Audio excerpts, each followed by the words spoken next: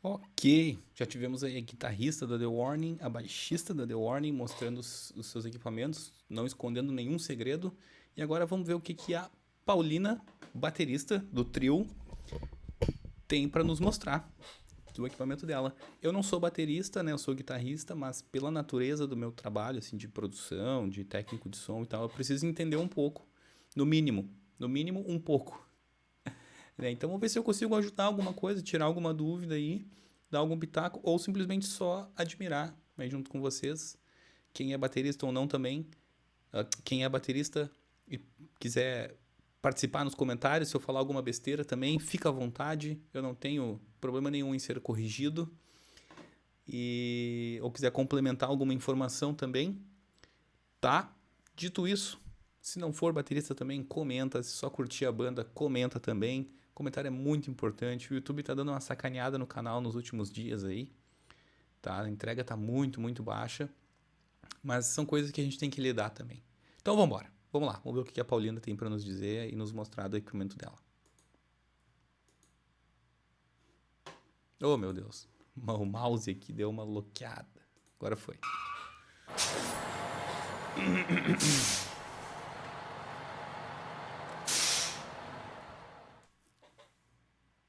Hi, I'm Paulina. I am the drummer from The Hi. Warning, and right now we're in the North American leg of our Error World Tour. It's the second leg we're doing here in the US, and we're very excited. We just released a new song that is called More, and this is like one of the first times that we've been playing it throughout this tour.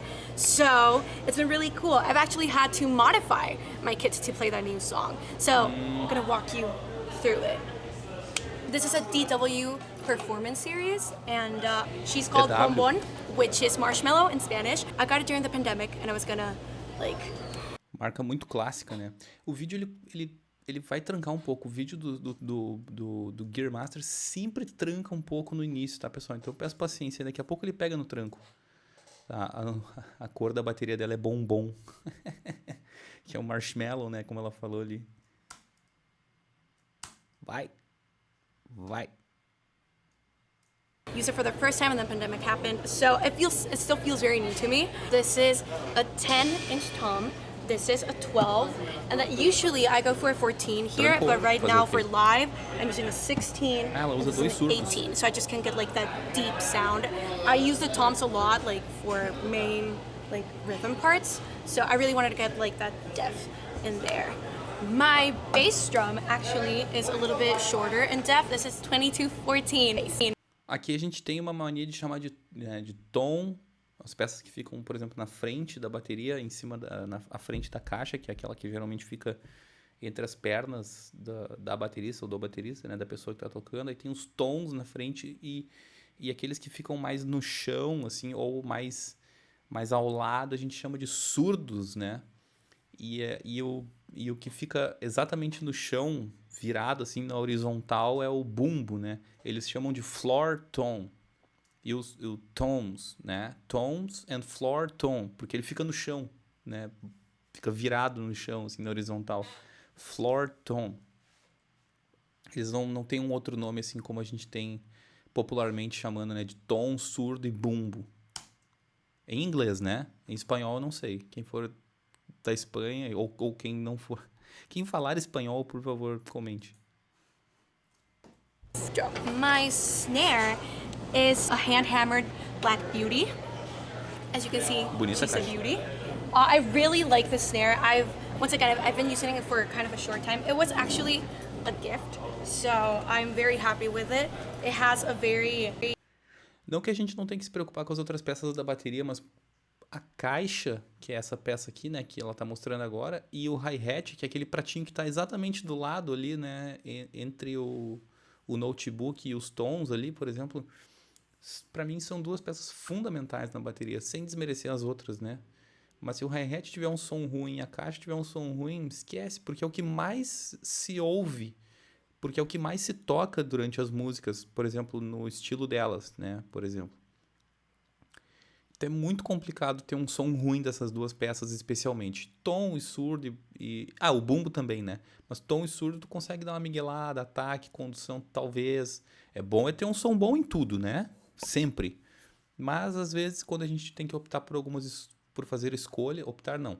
Quando a gente tem que fazer algumas escolhas, né, a gente tem que optar por aquilo que é mais presente no nosso som, né?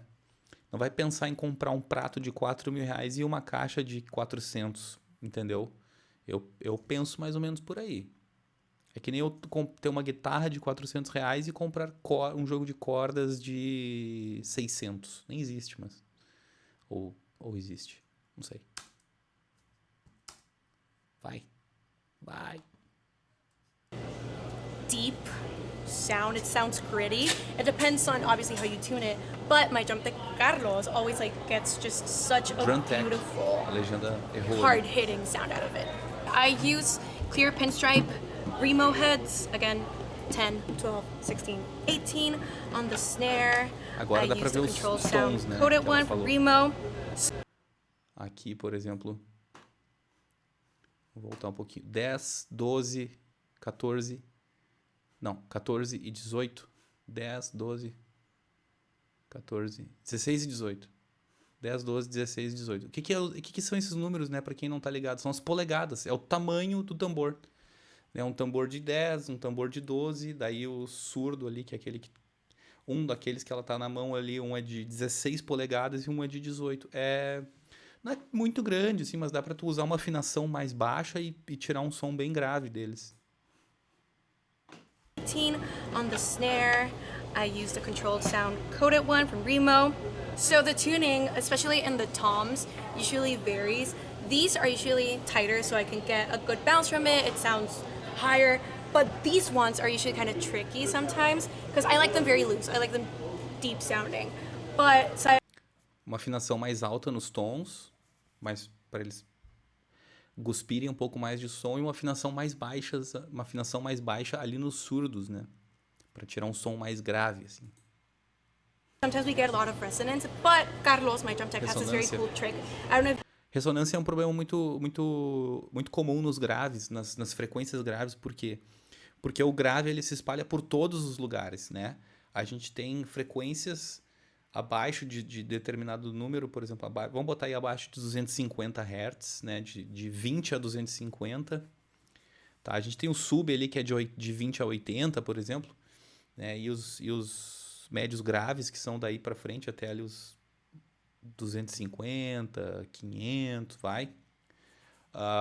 Que eles ressoam muito porque eles se espalham quase em 360 graus, assim, eles se espalham por todo lugar, eles não são direcionais, né? As frequências mais agudas, elas são direcionais, então tu tem que estar na frente do alto-falante ou na frente do instrumento para que tu escute ela como tem que ser escutada. Os graves não, os graves eles ressoam por todo o espaço. Então imagina o problema que tu pode ter a partir disso, né? Os vários problemas que tu pode ter a partir disso. Dependendo do local que tu tá tocando, dependendo do tipo de afinação que tu tá usando no instrumento, né? Então pode ser um pouco problemático em alguns casos, né? Vamos ver a solução que ela e o drum tech, né, o técnico de bateria dela, dão para isso. you can see inside the drum, there are cotton pads. We use those to remove our makeup after the shows. And Carlos, one day, he just put them there. And it really dampens the sound, but it doesn't Ela like... põe uns demaquilantes de algodão ali, uns negocinhos para que a peça de baixo não vibre tanto. mute it completely, so that's great. So I can get them a little bit loose without it being a complete mess for our sound engineer. So I am a Sabian. Ela falou um negócio ali do engenheiro de som, né? Que é a pessoa que está à frente do palco fazendo a mixagem do som para nós, que somos o público, né? É um som, eu já falei, é um som completamente diferente no palco do som que a gente escuta para fora do palco, né? O som do palco é referência para os músicos e o som que sai do palco é o som que a gente escuta no público, não é o mesmo som que eles escutam no palco. Então tem essa diferença. A bateria, ela é um instrumento que, por exemplo, que ela... Vamos pegar aquele tambor que ela estava mostrando, né? Tem uma pele em cima, que é onde bate com a baqueta, né? E tem uma pele embaixo também, que essa pele vai responder à vibração do som que vai ser gerada a partir da pancada na pele de cima. Então, tu bate na pele de cima, ela vai vibrar e esse ar vai vai viajar por dentro da peça e vibrar na peça de baixo também. Então a peça de baixo ela é muito importante. Ela falou, o que ela falou ali? Ela falou que ela põe aqueles pedacinhos de algodão da coisa que ela usa para tirar a maquiagem naquela peça para que ela não vibre tanto, mas ao mesmo tempo em que ela não gosta de deixar que aquela peça de baixo fique também muito rígida. Então ela ainda tem uma vibração. Então essa relação das duas peças, né, das duas peles da bateria, por mais que tu não bata na pele de baixo, ela tem uma relação direta com a pele de cima. Então tem que estar sempre fazendo esse jogo de afina em cima, mas não esquece de afinar a pele de baixo, né? Então, porque essa relação da onda sonora do vento, né, do ar que se desloca de cima para baixo é muito importante para o som da bateria também. Tem bateristas que não usam a pele de baixo, mas é meio raro de se ver isso hoje em dia. E quando eu vejo, pelo menos, não é uma decisão consciente. Às vezes a bateria já não tinha pele e a pessoa teve que usar ela sem a pele de baixo, né? E é isso, tem essa relação. Então, por isso que ela opta por deixar aquela pele de baixo um pouco mais rígida, né? Porque se ela tá um pouco mais rígida, aquele som que vibra embaixo também, ele não volta para cima, né? Então, quando ele não volta para cima, ele não influencia muito no som que vai bater de volta na pele de cima. Então, o som, né, tu tem o som, a propagação do som a partir da pancada em cima, ele bate na pele de baixo e ele meio que morre ali, né? Ele não reflete para cima de volta. E isso tem uma mudança no som que a gente escuta, né? Artist, and I use HHX all over my drum kit. This is an 18 HHX, this is a 16, this is also 18, the Ozone Evolution, and a 20 China. This is a 14. I use this on very few songs, but it does make a huge difference because I keep this a little bit more close than I do this one. So every time I just want to like ride over here when I'm doing like double bass pedal things, I use this one. This is a little splash. I love it. I don't use it as much as I would like Splash. to, but hopefully in newer songs I can incorporate it more. My ride, it's a Raw Bell Dry Ride, 21, and it's a beauty. This is my absolute favorite cymbal ever. I've been using it for years, I think for like 6 years now, and it has such a cool sound. I crash a lot all the time, but I used to have just a normal, like another HHX over here, but this, it just sounds...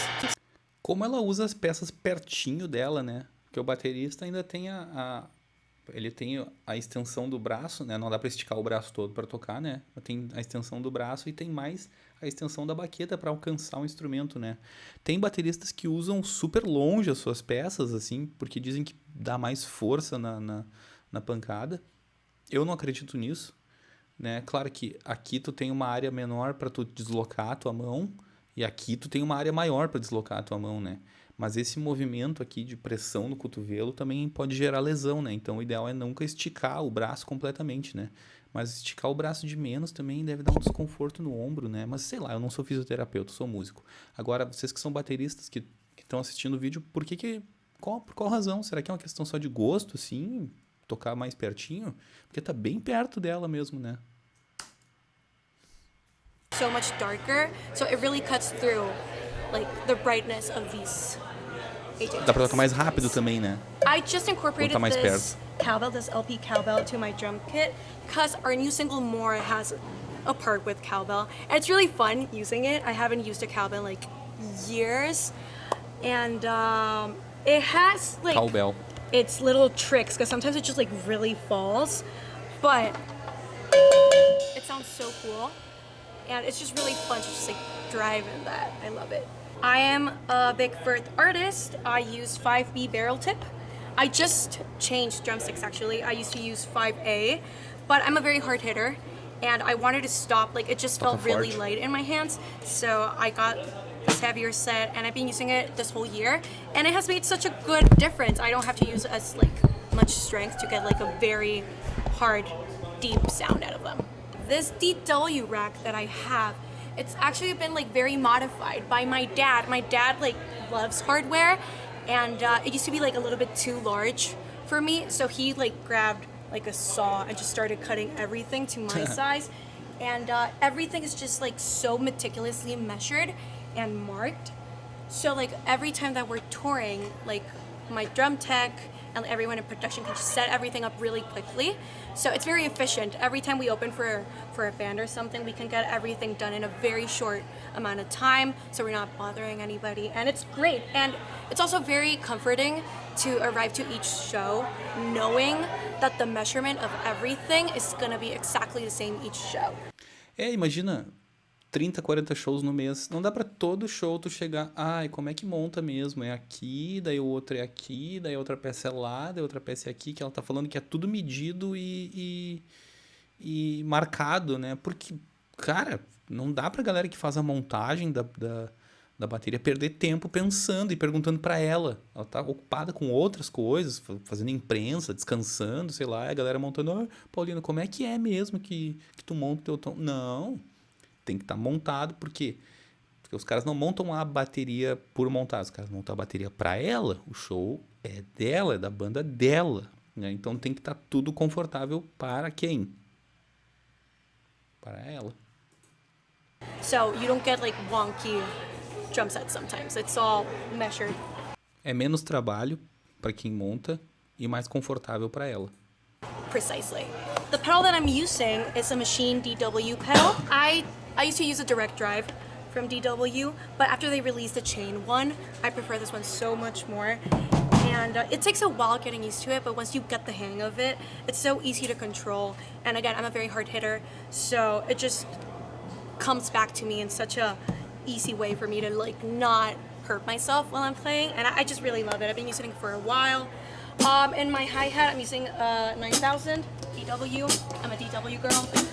And for my MIDI pedals, I'm using some Roland MIDI pedals. They're very heavy, which is great. So basically, I launch all of our like stems and click through Ableton.